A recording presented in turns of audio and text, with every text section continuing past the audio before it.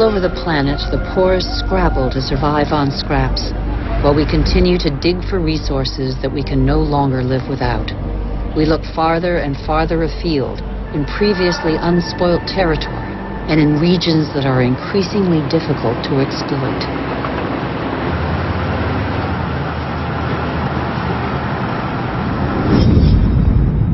We're not changing our model.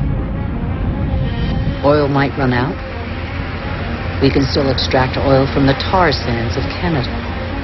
The biggest trucks in the world move thousands of tons of sand. The process of heating and separating bitumen from the sand requires millions of cubic meters of water. Colossal amounts of energy are needed. The pollution is catastrophic.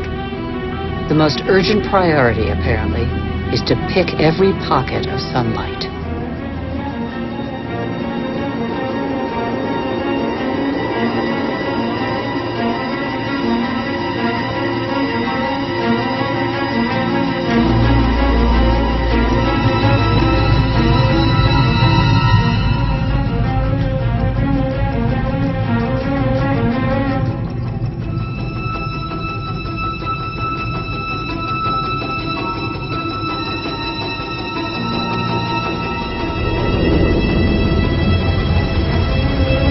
Our oil tankers are getting bigger and bigger.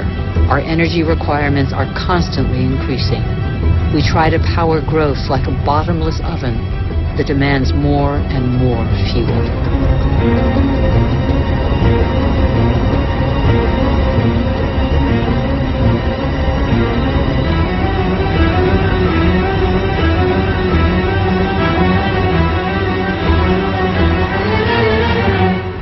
It's all about carbon.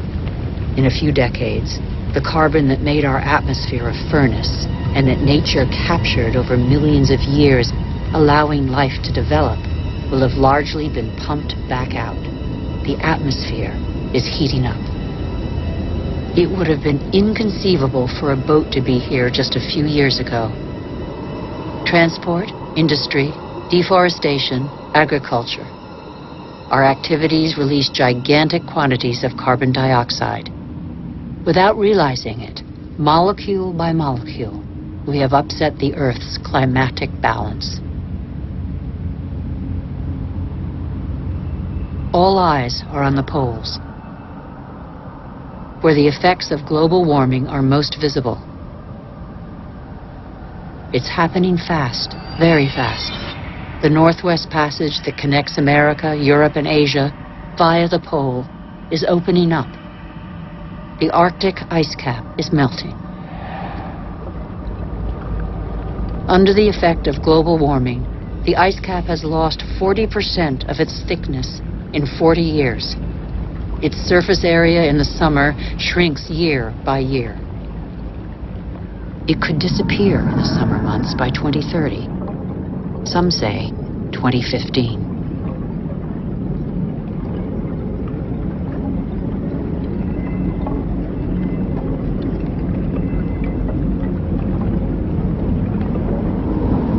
The sunbeams that the ice sheet previously reflected back now penetrate the dark water, heating it up.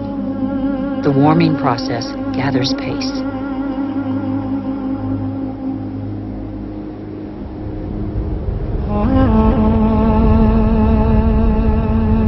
This ice contains the records of our planet. The concentration of carbon dioxide hasn't been so high for several 100,000 years. Humanity has never lived in an atmosphere like this.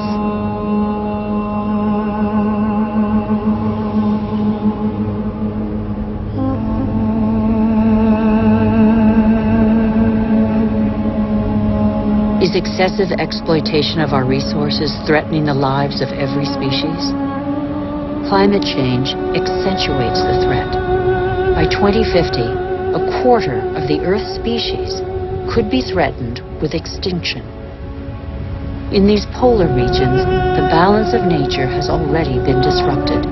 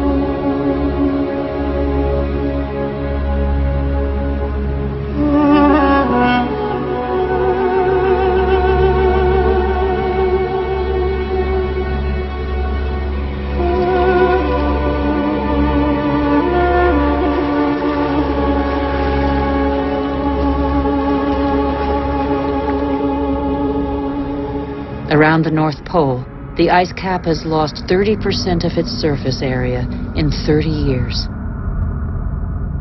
But as Greenland rapidly becomes warmer, the fresh water of a whole continent flows into the salt water of the oceans.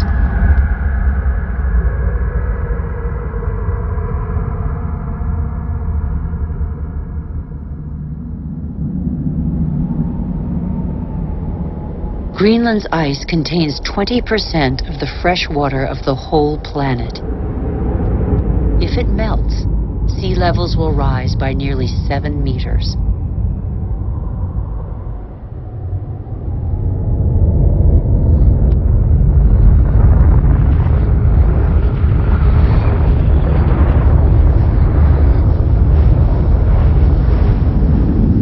But there is no industry here.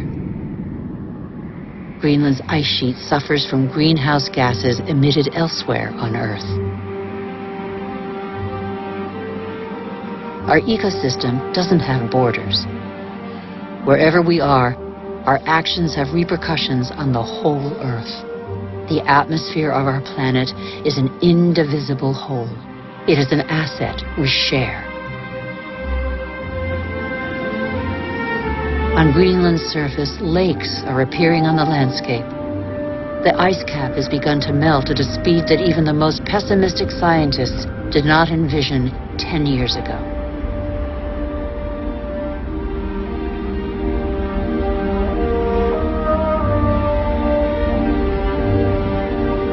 More and more of these glacier-fed rivers are merging together and burrowing through the surface.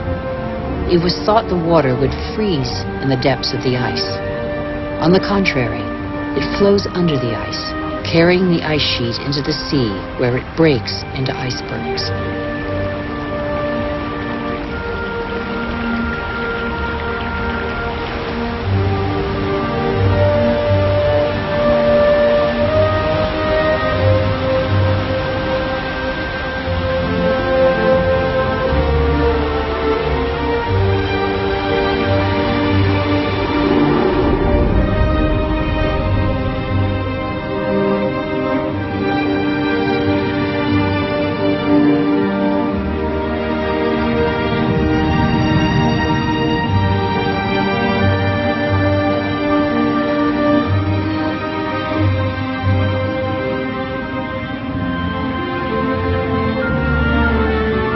As the fresh water of Greenland's ice sheet gradually seeps into the salt water of the oceans, low-lying lands around the globe are threatened.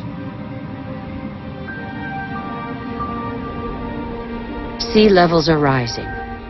Water expanding as it gets warmer caused, in the 20th century alone, a rise of 20 centimeters. Everything becomes unstable. Coral reefs, for example, are extremely sensitive to the slightest change in water temperature. 30% have disappeared. They are an essential link in the chain of species.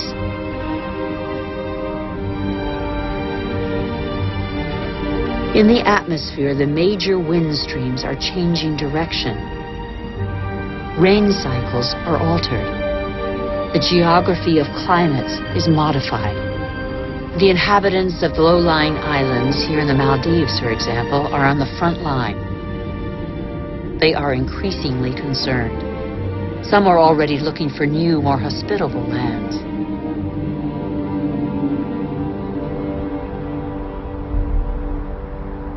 If sea levels continue to rise faster and faster, what will major cities like Tokyo, the world's most populous city, do?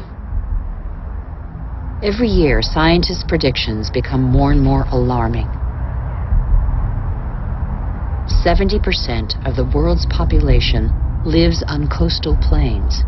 11 of the 15 biggest cities stand on a coastline or river estuary.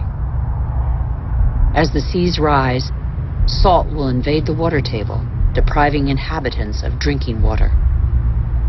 Migratory phenomena are inevitable. The only uncertainty concerns their scale.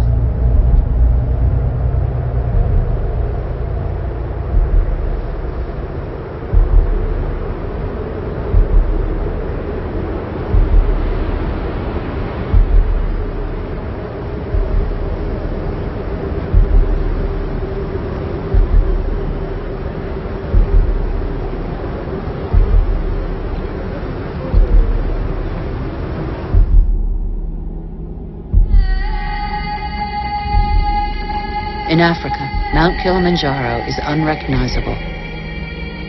80% of its glaciers have disappeared. In summer, the rivers no longer flow. Local peoples are affected by the lack of water. Even on the world's highest peaks, in the heart of the Himalayas, eternal snows and glaciers are receding. Yet these glaciers play an essential role in the water cycle. They trap the water from the monsoons as ice and release it in the summer when the snow melts.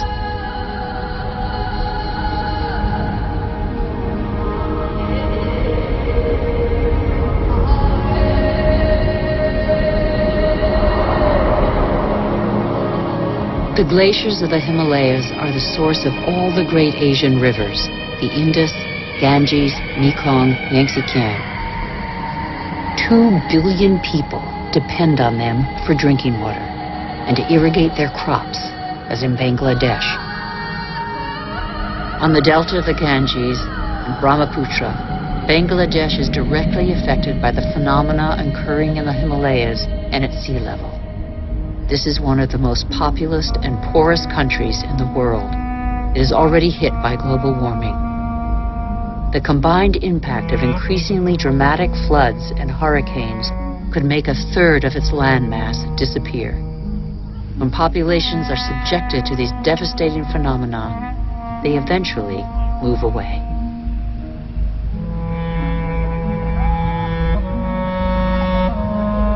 Wealthy countries will not be spared. Droughts are occurring all over the planet. In Australia, half of farmland is already affected.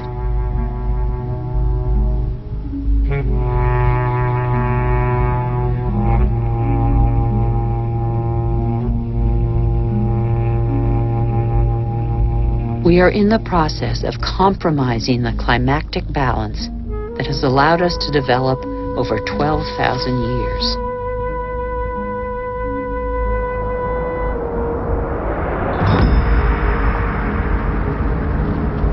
More and more wildfires encroach on major cities. In turn, they exacerbate global warming. As the trees burn, they release carbon dioxide. The system that controls our climate has been severely disrupted. The elements on which it relies have been disrupted.